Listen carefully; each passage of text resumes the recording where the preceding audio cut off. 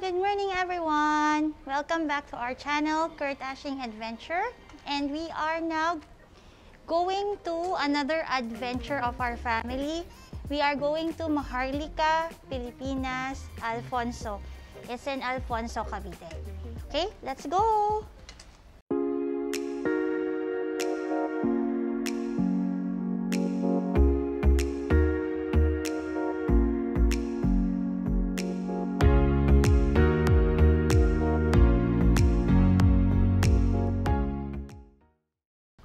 So, ayan guys, nalawat yung gimbal namin. Kaya ito, hawak ko na lang siya.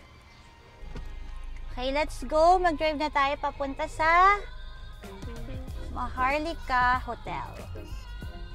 Sunduin muna natin sila, Daddy and Kurt, dito sa condo.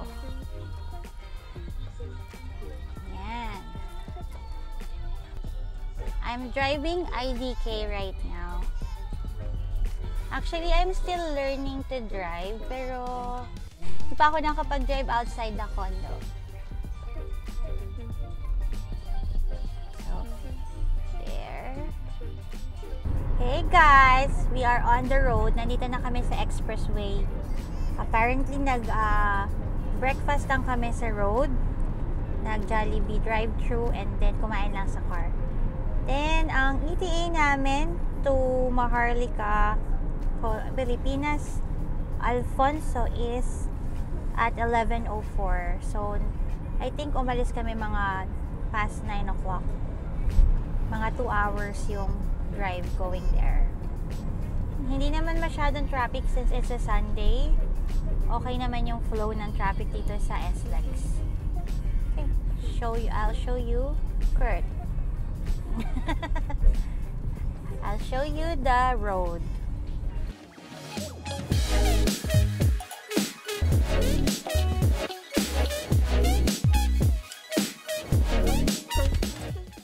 So guys, we're back. Medyo malapit na kami. We'll be arriving sa destination namin in 2 minutes.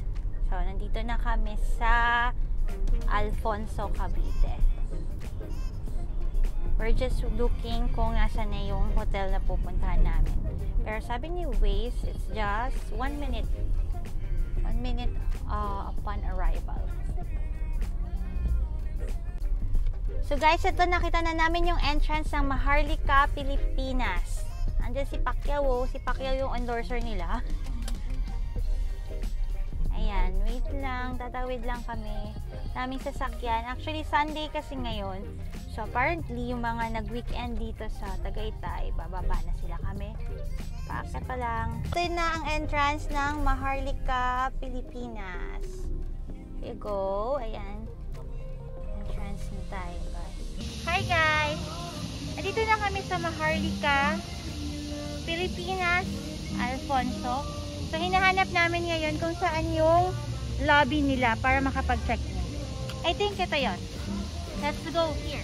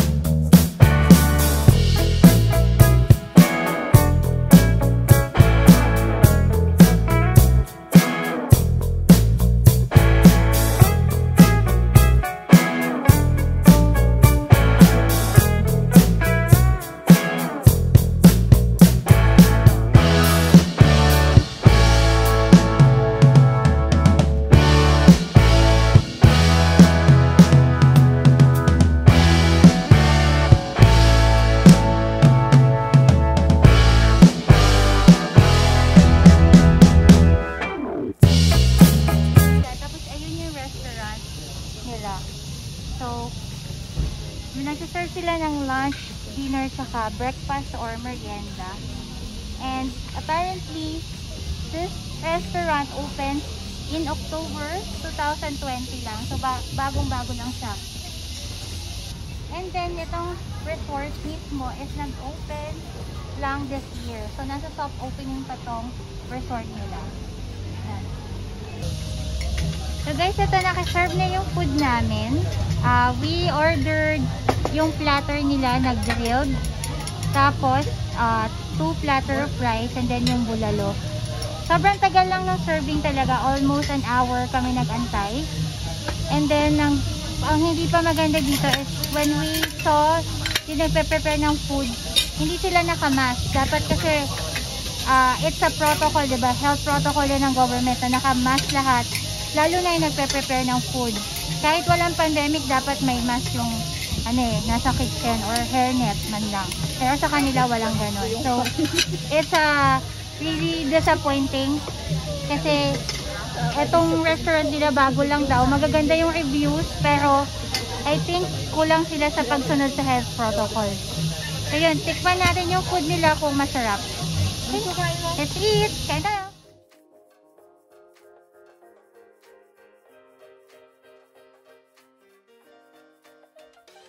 So guys, tapos na kami kumain dito sa Maharlika, sa restaurant nila. Maganda yung mga reviews dito sa Facebook when I'm reading the reviews. Sabi ng mga kumain na dito, masarap daw yung food. But apparently when we tasted the food, hindi naman siya ganon ka-extraordinary. Very typical lang. Tsaka yung, meron pa nga silang chicken na grilled na hindi wala talagang lasa. So, yung food, seafood or mali, yung grilled platter na in-order namin is composed of 1 tilapia na siguro mga small size na tilapia and then few cuts of chicken and few cuts of liempo, tapos ensalada and tahong with cheese and ano pa yun, grilled na hipon. Tingin ko ang masarap lang doon sa food na yon is yung ensalada nila. Okay naman siya. The chicken, totally bland yung flavor. Wala talaga siyang lasa. And then, tilapia, okay naman siya. Very ordinary lang yung mga lasa. Nothing special. The service in this restaurant, kung i-rate ko siya 1 to 10, bibigyan ko sila siguro ng 3. Bakit? Kasi number 1, sobrang tagal ng serving ng food. It's almost an hour bago kami mabigyan ng food. When we followed up, nagalit pa yung babae na waiter kasi nag-follow up kami. So when it comes to service guys, if I'll be rating this 1 to 10, I think I will just give them 3. Kasi una-una yung pag-deliver or pag-serve ng food sa amin, it took us a while before ma-serve yung food. Almost an hour. So, almost an hour nila na-serve yung food. To think na kami lang yung guest kanina doon sa restaurant. Walang ibang tao. And, ang nakakainis pa doon, you can see other people na dumadating, kakarating lang, meron na sila sinaserve na pagkain. Pero sa amin wala pa. And then when we called their attention to follow up, nagalit pa yung waiter nila na babae, yung short hair na babae. I didn't get the name, pero nagalit pa siya, padabog pa siya na sa amin, na nagbibigay ng update. Tapos ayun nga, when she served the food, pabagsak niya nilagay yung pagkain, yung kanin, and then yung platter, basta na lang niya isiniksik dun sa may siko ko kanina. Which is very, very unprofessional para sa kanila. Dapat maganda yung customer service nila. And then next, they get the pitcher of water dun sa table namin, pero hindi nila binalik, hindi nila nirefillan kahit kumakain pa kami. Dapat sa other restaurants, kapag alam nila na wala ng water yung customer or yung diner nila, nire-refillan nila agad yung water. Pero dito walang pagkukusa. And then ang tagal na namin na nag-raise ng hand to tell them na pahingi ng water. Wala ni pumapansin sa amin. It took us a while din bago nila kami pansinin. So those kind of service, ang Ang basic lang nun para sa isang restaurant, pero hindi nila nabigay. Apparently, we'll still be staying here until Tuesday morning. So, every breakfast, dito din kami kakain. I'm not sure kung sila pa din yung magiging waiter and waitress. And sabi ko nga kanina, yung kitchen crew nila walang mask. Ngayon siguro nagsuot na, pero kanina wala silang mask. Ayan. So yun, so kung mabivisit kayo dito, try to check out din kung ano yung klaseng service meron sila sa restaurant na to.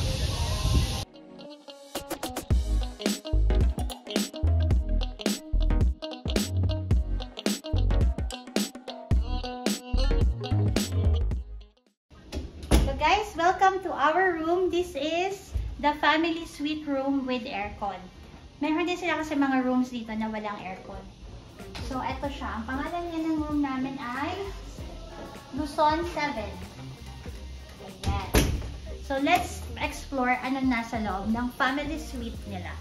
So, eto yung mga beds. You can see, there are 4 beds pala. Isang double. Syempre, dito kami ng husband ko. Tapos, may isang bed yung mga anak namin. Ayan. Dalawa yung bed. And then, if you can see, madami mga painting everywhere dito sa hotel. Pero yung mga painting, mostly about Philippines. Kasi nga, ang pangalan niya, Maharlika, Pilipinas. So, nagpo-portray siya mostly ng mga different sites or mga things about Philippines. Tapos, meron din sila dito, coffee maker. Tapos, meron na din provided na mga coffee, mga mugs, and then water. Tapos, ito, lagayan ng mga bags nyo or luggages. And then, meron silang cabinet dito. You can hang your clothes. Tapos, pwede mo din dito ilagay para pag nag-unpack kami mamaya, dito namin lalagay.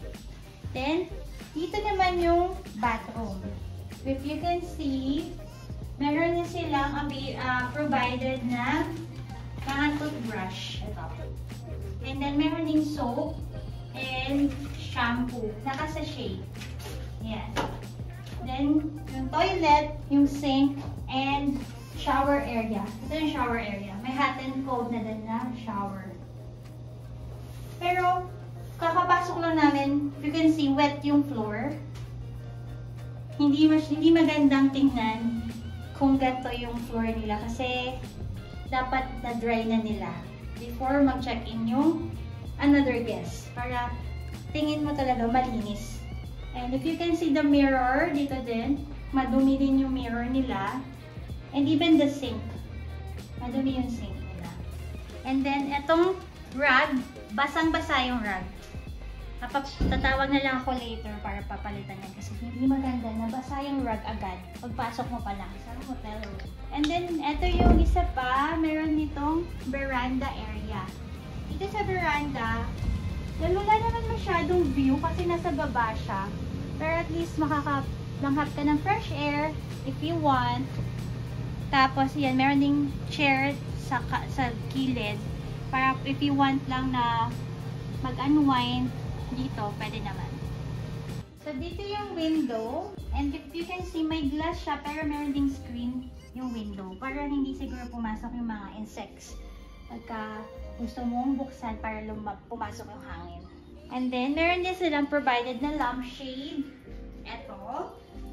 And the other one doon. However, wala naman saksakan. Yung room, very spacious naman siya for 4. Kasyang-kasya kami dito. So, yung may space pa, oh. Kasi yung ibang hotel talagang yung kama lang, tas konting space. Ito, malaki pa yung space namin para sa mga gamit. Yung lights naman ng room, okay naman siya. Doon banda, medyo dim light. Dito, yung white light. So, maganda din siya. And they also have a TV here. Ayan. Yung TV naman may saksakan. So, yung lampshade lang talaga walang saksakan.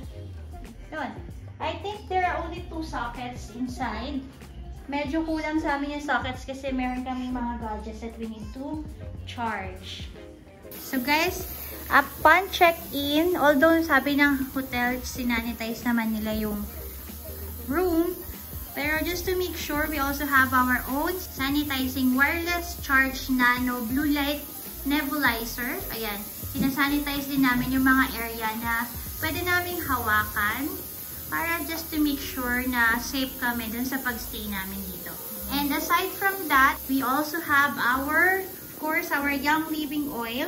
Ang kasama namin ngayon is si Auli. Ayan, I diffuse, Thieves, and Lemon. Tapos, purification to purify the air. Tsaka para immune booster din. So, always remember, stay safe kahit nagpupunta tayo sa mga ibang location. You have to follow the minimum health protocols. Wear your mask, your face shield, and always sanitize your hands. Tapos, if you can, add some measures. Katulad namin, we sanitize the place. Yan, naglilinis din si Daddy. Para to make sure na malinis yung area. Yan.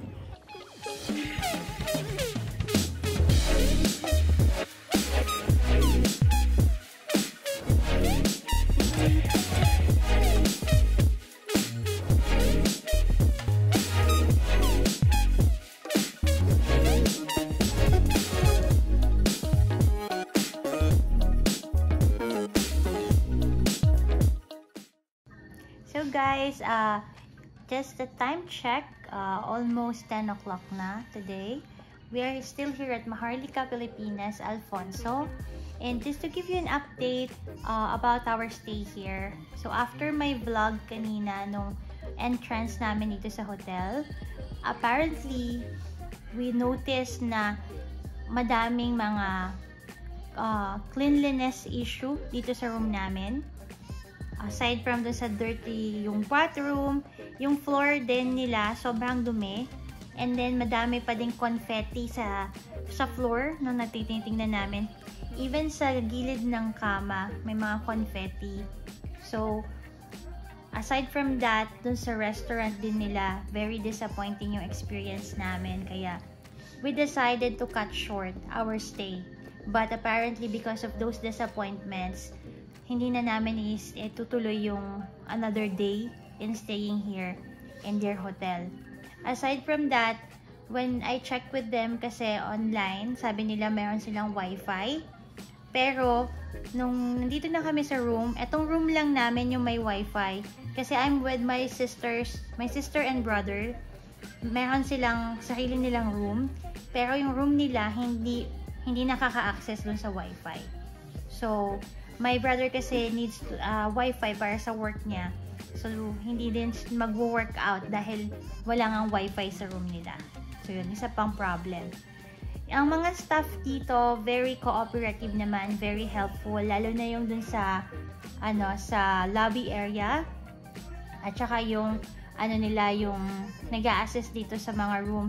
Actually, yung sa room service, kapag nagsabi kami na basa yung floor, basa yung rug, kailangan i-map ulit yung floor, dumadating naman sila agad para i-assist kami dun sa mga request namin. Pero it's just disappointing na nagpapa-check-in sila nang hindi pa prepared yung room. Lalo na ngayon pandemic, hindi dapat i-sacrifice yung cleanliness. Kasi yun dapat ang number 1 priority natin. Pandemic ngayon, so we have to be clean, we have to make sure na na-sanitize lagi yung mga area na pupuntahan natin. Kasi we'll never know paano natin makukuha yung virus. Kasi paano kung nag-iingat nga tayo sa sarili natin, pero yung pinuntahan naman natin, yan, ang daming pagkukulang, di ba? So, we just decided na cut short na namin yung stay namin dito. And then, upon checking yung buong room, may mga sockets pa pala na nakatago nasa likod ng kama. So, yun. In total, hindi lang siya 2. I think there are 5 sockets in the whole room. So, enough naman siya to charge our gadgets. One more thing pala, yung TV nila, may TV kami dito sa room, pero it's not working. May power siya, pero wala kasi siyang mga channels. Sabi nung staff, hindi pa siya working because it's still for installation, yung signal nila. Wala pa, kaya hindi pa napapagana yung mga TV nila. So, dun sa room ng brother ko at saka sister ko, wala talagang TV. Totally walang TV. So, ayun guys, aside from that, we requested din yung breakfast namin if pwede na lang nilang ipack kasi, or if for take out, kasi we are planning to go early tomorrow. Mag-check out na kami ng maaga kasi nga wala naman na din kami magagawa dito kasi we also check the pool. Hindi ganun kaganda yung color na ng water, parang ang dumi na niya. So, hindi na namin ipapagsapalaran yung mga bata na maligo dun sa pool. So, maaga na lang kaming aalis para makapag-explore pa ng other places. And then, we decided to book another place na lang para makapag-transfer kami tomorrow. Apparently, madali naman silang kausap. At first, hesitant sila to cancel the next day booking. Pero, nung ilatag ko sa kanila lahat ng mga disappointments, mga complaints namin, and bad experience in the hotel, definitely they agreed naman to just refund our payment para dun sa next day ng booking namin. So, at the moment, na-refund na sa akin yung payment namin. By the way guys, itong room namin, which is good for 4, yung family suite room with aircon, is worth 5,000 pesos. Pero yung breakfast daw niya na free is just for 3 persons. Ayan. And then, yung breakfast na yun, nag-check sila sa amin kanina anong breakfast yung gusto naming piliin. Apparently, dalawa lang yung choices nila. Isa is corned beef and then the other one is long silog. So, walang ibang choices, yung dalawa lang na yun. Which is another nakaka-disappoint na naman, another disappointment with the service. Kasi, bakit dalawa lang yung choices ng breakfast? Diba? Dapat, there are variety of choices, lalo na kung bakit dahil ba free lang? Meron naman silang restaurant that serves different kind of food. Bakit pagka free breakfast, dalawa lang? Diba? So, yun. So, bukas, as I mentioned, we will just go early. We will check out early. Ang advice sa amin nung staff sa taas is for us to fill out survey form and give our comments and report dun sa mga bad experience namin dito sa hotel.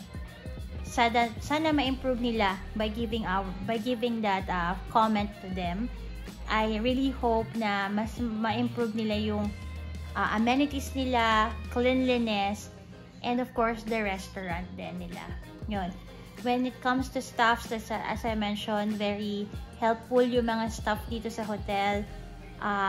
They're always attentive. Pagka bababa kami ng car, nandiyan agad sila to help us out na magbuhat or kung ano yung assistance na pwede nilang ibigay sa amin. So, I don't have anything bad to say about the staff ng hotel. Yun. Siguro yun yung good side nitong nung stay namin dito kasi mababait talaga yung mga staffs. So, yun. So, tomorrow, we'll just update you what's gonna happen. If meron pa magiging update, we'll let you know. So, see you guys. Siguro matutulog na lang muna kami tonight, hindi today. And we'll update you on our next day here in this hotel. Thank you. Good night. Good morning, everyone.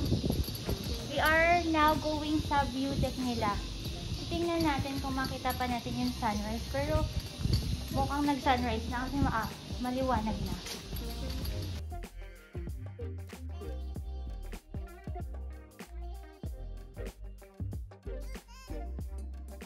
Ano yun sa may natatakpan ng puno.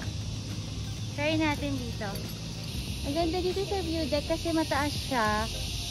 Makikita mo yung what's that?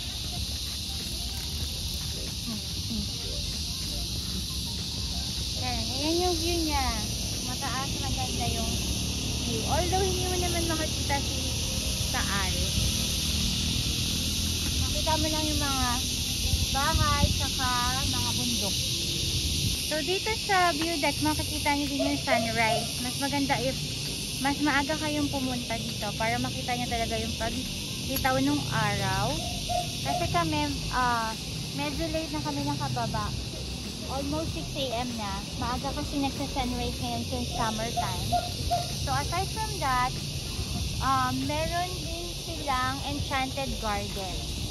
Tingnan din natin yung Enchanted Garden. Okay? So, ito naman yung Enchanted Garden nila. Oh, ayan. Ito yung entrance. And then, yung enter the garden. Maliit lang siya. Actually, there are just few tables. Tapos, hindi siya ganun kalinis, hindi ganun ka-organized. You can see, ayan, yung mga plants, tumba-tumba. Tapos, may mga poops kasi ng animal. So, kailangan careful kang maglakad. Siguro mas magaganda to kung mamimintin nila yung garden. Yan yung table doon. May tumba na ng plant. Yan. And sana buhay yung fountain para mas maganda yung garden. Yun.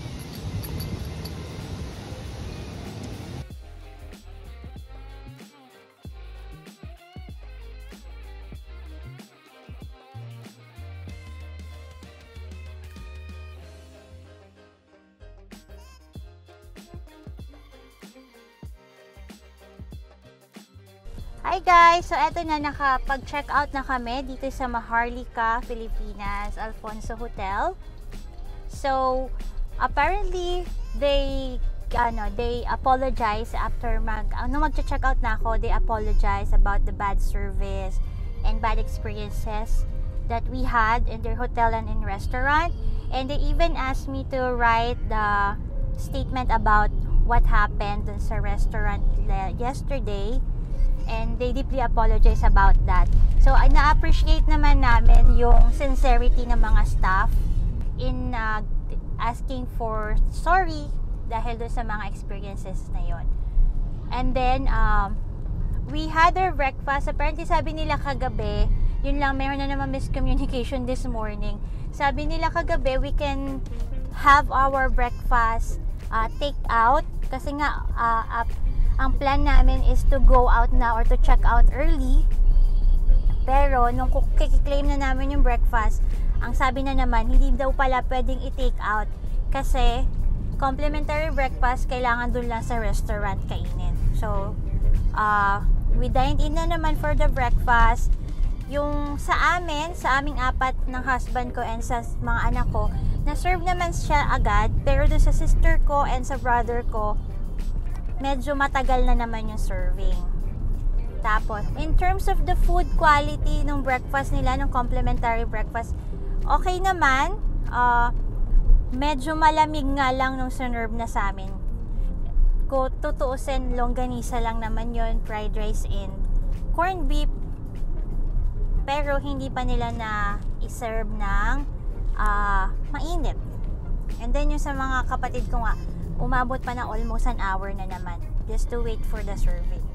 Yun. Again, yung room namin, yung family suite, that's 5,000 pesos. Yung good for two naman, it's 3,000 pesos. With AC. So, yun guys, if you want to check out this hotel, then I don't recommend them. Kasi nga doon sa mga bad experiences namin. But I really hope that they can improve with the suggestions, the comments, and complaints that we gave. Kasi yun naman talaga yung kailangan ng mga nag-i-start pa na hotel or any other staycation places. Dapat bibigyan natin sila ng totoong comment and reviews. Kasi if we will say na okay lang, definitely they will not improve. So, dapat, let's be honest, kung hindi tayo satisfied, sabihin natin sa kanila that we're not satisfied kasi we're paying for it. Okay? So, ayun lang. If you have any experience with the same hotel, don't forget to comment down below para masabi nyo din kung what type of experience you had in Maharlika, Pilipinas, Alfonso Hotel. Okay? So, that's it guys. Thank you so much for watching my vlog. And don't forget to like, share, and subscribe to our channel, Kart Ashing Adventures. And see you on our next vlog. Don't forget to hit that bell button below to be updated for our next videos. Thank you so much for watching. Have a great day, everyone. Happy Memorial Day, US!